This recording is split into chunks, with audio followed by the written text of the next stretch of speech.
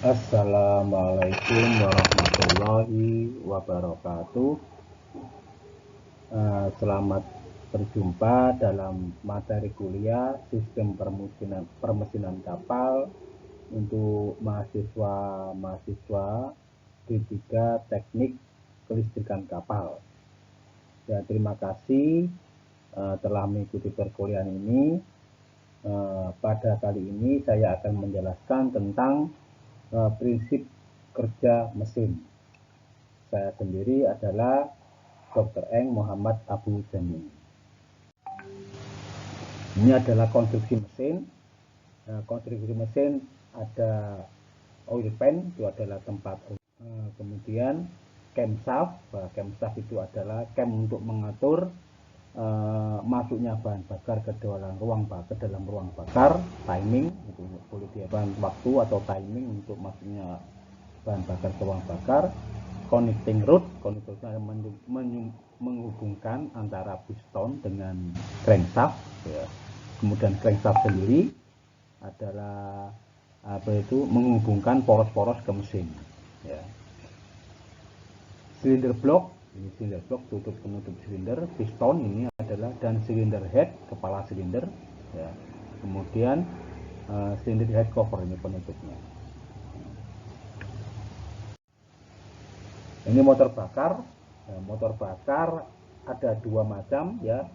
Dilihat dari letak terjadinya proses pembakaran bahan bakar. Yang pertama adalah internal combustion engine, yaitu pembakarannya terletak di dalam ruang bakar, ya. External combustion engine, pembakarnya terletak di proses terjadinya daya itu di luar ruang bakar, ya, di luar ruang bakar.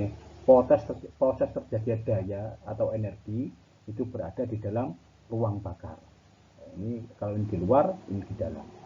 Ya, contohnya mesin bensin, diesel, roket, jet dan sebagainya. Ya. Mesin uap ini proses terjadinya daya itu di luar ruang bakar, ya. Ruang bakarnya itu ketel uap, ya, membakar fluida,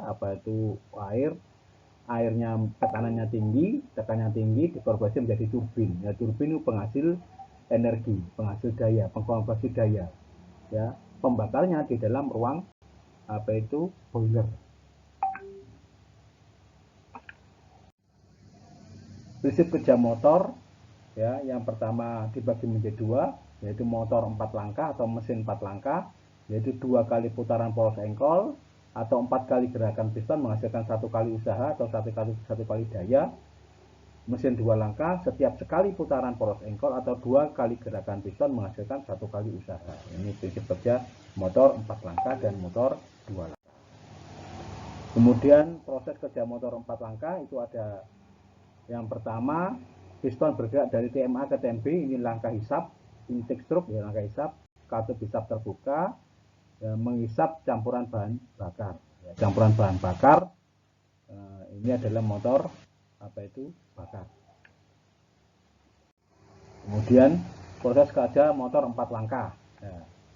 Ya, piston bergerak dari TMB untuk langkah kompresi, kedua katup tertutup, campuran bahan bakar dan udara dimampatkan.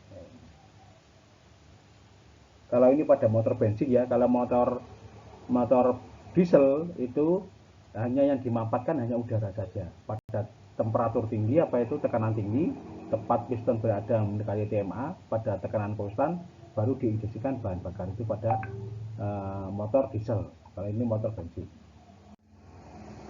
Ya, kemudian langkah combustion, ya, langkah combustion, ya. Ada loncatan bunga api pada akhir langkah kompresi terjadi pembakaran. Jadi kalau pembakarannya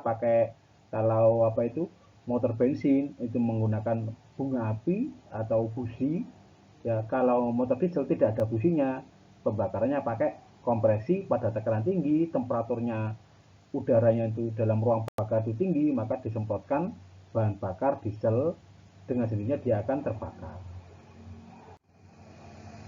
Ya. Kemudian piston bergerak dari TMB ke TMA, katup buang terbuka, piston mendorong gas bekas sisa pembakaran keluar. Ini langkah buang. Yaitu langkah buang itu membuang sisa-sisa hasil pembakaran. Jadi piston dari TMB ke TMA.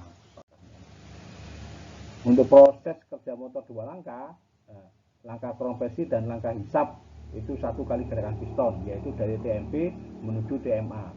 Saluran udara masuk ke silinder tertutup dan dilanjutkan dengan kompresi.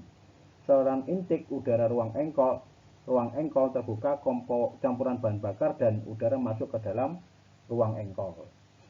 Kemudian langkah usaha dilanjutkan dengan langkah buang itu satu langkah, jadi dua langkah jadinya. Piston bergerak dari TMA ke TMB. Ya, api busi menyala beberapa derajat sebelum piston mencapai TMA. Panas gas hasil pembakaran mendorong piston menuju TMB sampai saluran terbuka dan gas bekas keluar. Ini adalah motor tujuh pedanya untuk motor bensin.